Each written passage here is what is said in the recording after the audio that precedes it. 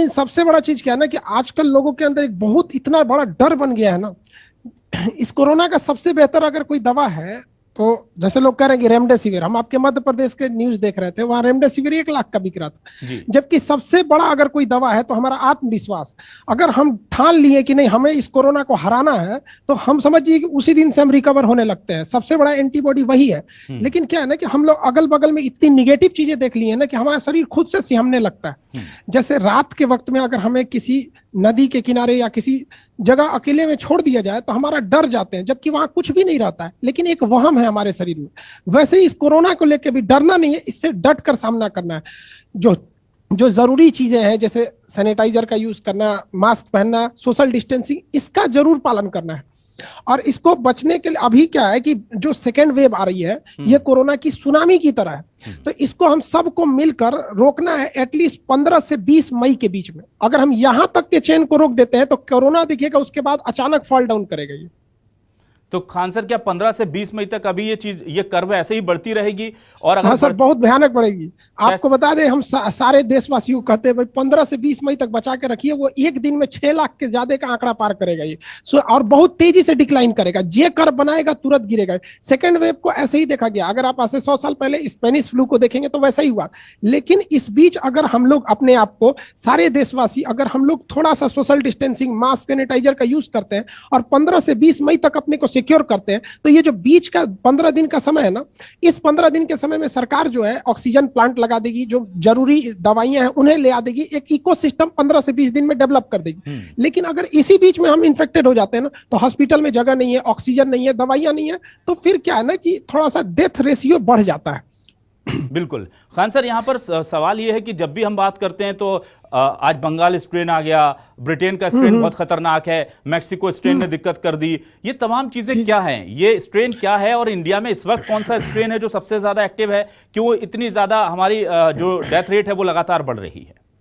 Sir, strain को आप ऐसे समझिए कि किसी परिवार में मान के चलिए 5 बेटे हैं किसी के, 5 बेटों का स्वभाव एक जैसा नहीं रहता है। तो हमारा अगर उस परिवार से झगड़ा है तो आप देखेंगे 5 बेटों का बिहेव हमसे अलग अलग रहेगा। कुछ हमेशा एग्रेसिव रहेगा, कुछ नॉर्मल बिहेव करेगा, कुछ मुंह से कुछ बोल के चला जाएगा, कुछ सोचेगा डायरेक्ट इसको मार ही डालते हैं। वैसे ही ये कोरोना एक खानदान है, एक फैमिली है बीमारी की, जिसके अलग अलग स्ट्रेन देखे जाते हैं। जो चाइना से आया था SARS-CoV-2 वो उतना खतरनाक नहीं था जितना कि ब्रिटेन वाला जो है, वो जो चाइना से आया था वो जो 7 दिन में जितना हमारी फेफड़ों को नुकसान करता था, ये जो डबल म्यूटेंट आया है वो उसको 2 दिन में कर देता है। इसलिए आप देखे होंगे कि जो बीमार पड़ने वाले हैं वो 2 दिन में दिखते होंगे कि अभी उनको लक्षण पता चला कि अचानक ऑक्सीजन, उनका सांस कम होने लगा, ऑक्सीजन की जरूरत पड़ने लगी। जबकि पहले जो ऑक्सीजन का जरूरत था वो बीमार पड़ने से, इन्फेक्टेड होने से 12वें से 13वें दिन पड़ता था, आज वो 7वें से 8वें दिन पड़ने लग रहा है। तो हम लोगों को जरूरत है कि जब तक गवर्नमेंट इस पर पूरी तरह से प्रिपेयर ना हो जाए, हम खुद को बचा के रखना। और हमारे लिए भी एक बहुत गलत बात है, हमारे मतलब मेडिकल सिस्टम को कहिए कि अभी तक जीनोम सीक्वेंसिंग नहीं की जा सकी है। आज भी आपको बस इतना बताया जा सकता है कि आप कोरोना से इन्फेक्टेड है, ये नहीं बताया जा रहा है कि आप किस स्ट्रेन से इन्फेक्टेड है। तो अब इंसान इक्वली डर रहा है। वो कमजोर कोरोना से भी उतना ही डर रहा है जितना से मजबूत कोरोना से डर रहा है। और अगर हल्के में ले रहा है तो कमजोर वाले को भी हल्के में ले रहा है, मजबूत वाले को भी हल्के में दे रहा है। जबकि चाइना में देखेंगे, जैसे दिसंबर में ये कोरोना वायरस डिटेक्ट हुआ, उन्होंने जनवरी में ही इसका जीनोम सीक्वेंसिंग नेट पर अपलोड कर दिया। इसलिए ये कोरोना की वैक्सीन जो है पूरी दुनिया की सबसे फास्टेस्ट वैक्सीन बन चुकी है। लेकिन अभी हम लोग के पास 1000 सैंपल भी नहीं है नए कोरोना स्ट्रेन के।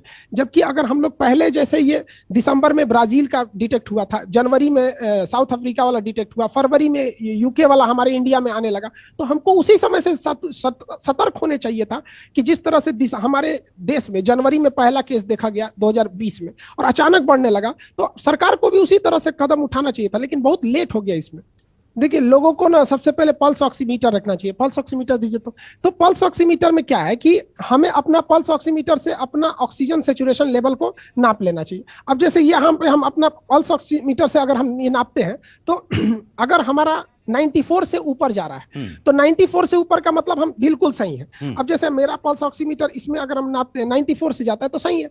अगर 94 से आप 90 के बीच में, 90 से ऊपर है तो आप माइल्ड में आते हैं। लेकिन अगर आपका 80 और 90 के बीच में है तो आपको डॉक्टर्स के कंसल्ट में हमेशा रहना चाहिए। जैसे आप देखिए मेरा अभी 99 दिखा रहा है, तो हमें कोई दिक्कत नहीं है, हमारा पल्स ऑक्सीजन सैचुरेशन सही है।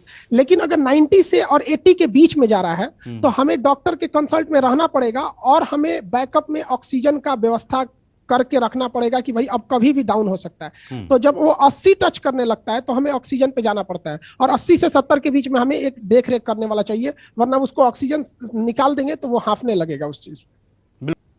सर देखिए, इसमें हम बता रहे ना कि हम कोरोना 2 टाइप का है, एक सच में है जिससे कुछ खास डरने की जरूरत नहीं है, और एक ऐसा है जिससे नहीं डरेंगे तो फिर आपको वो पहुंचा देगा कहीं और।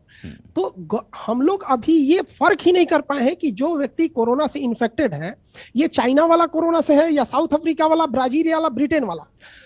अब जैसे चाइना वाला आया था तो हमारी बॉडी धीरे धीरे उसके प्रति इम्यून हो चुकी थी। इवन जो हम लोगों ने वैक्सीन भी बनाई थी वो भी उसी के प्रति बनाई थी, ज्यादातर ध्यान में रख के। तो लोगों में ये लापरवाही है कि हम मतलब वो ये देख रहे हैं कि वो ठीक हो गया तो हम भी ठीक हो जाएंगे। ये गलत चीज है। किसी का इम्यून सिस्टम सही था या फिर पहले कोरोना डिटेक्ट हो गया, वो बच गया, तो इसका मतलब नहीं कि सारे लोग बच जाएंगे। और एक और भ्रांति है, बहुत से लोग कह रहे हैं कि कोरोना तो एक मामूली फ्लू है। तो भाई पूरी दुनिया में लोग इतने मर रहे हैं, जो ऐसा बात बोलता है ना उन्हें कोरोना वार्ड में एक दिन के लिए रख देना चाहिए, फिर समझ में आ जाएगा। एक हिस्सा ये भी है जो इस चीज को अच्छा बताता है।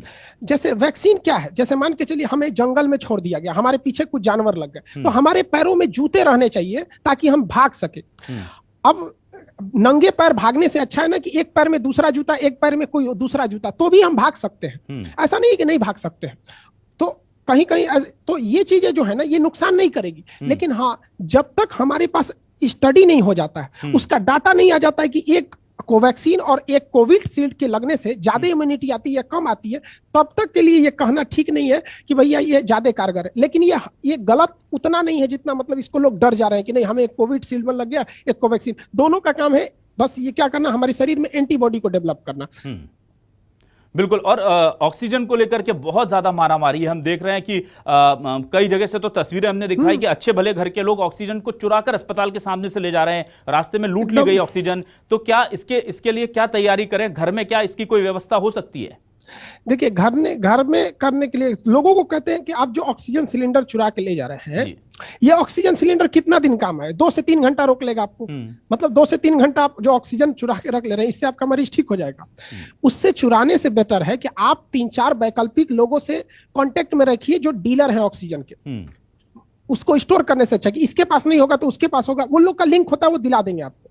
एक ये कर सकते हैं। दूसरी बात कि अगर आपका ऑक्सीजन लेवल अचानक से नीचे नहीं गिर जाता, ऐसा नहीं कि अचानक 60 हो गया, तो जैसे मान के चलिए किसी का 90 है तो उसका 85 आएगा, तो उस समय वो प्रोन पोजीशन पे सो सकता है, मतलब उल्टा लेट जाए और सीने के नीचे तकिया लगा ले। तो हमारे जो फेफड़े होते हैं ना, इसके 30% ऐसे जो टिश्यू होते हैं वो हमेशा रेस्ट पोजीशन पे रहते हैं, वो इमरजेंसी के लिए बनाए रहते हैं। तो जब हम उन्हें तकिया से दबाते हैं, आप देखते होंगे किसी का एक्सीडेंट हो जाता होगा तो वगैरह इससे सलाह जाता है, तो उसमें क्या आता है कि वो एक्स्ट्रा ऑक्सीजन जनरेट करने लगते हैं। तो हम लोग 4-5% वहां से इंक्रीज कर सकते हैं जो चुरा के कर रहे हैं। तो ये गलत बात है। और रही बात, हम सारे आपको बताते हैं, हम लोग के यहाँ गांव में क्या होता था ना, कभी कभी बारात आती थी तो खाना, शादी में खाने घट जाते थे, तो खाना बनाने कैसे, तो बुजुर्ग लोग क्या करते थे ना, कोई प्रोग्राम कर देते थे कि भाई तुम शास्त्र सुनाओ, हम भी शास्त्र सुनाते हैं, तुम कुछ श्लोक सुनाओ, हम कुछ श्लोक सुनाते हैं, लड़की वाला लड़का वाला। लोग इसी में बिजी हो जाते थे। उधर बावर्ची को कहते थे तुम तेजी से खाना बनाओ, 1 घंटा इसमें लग जाता था। तो बुजुर्ग लोग आते थे, अरे भैया मेहमान है, पहले खाना खा लीजिए। तो उन्हें एहसास भी नहीं होता था कि खाना घट गया, उनका खाना मिल भी जाता था।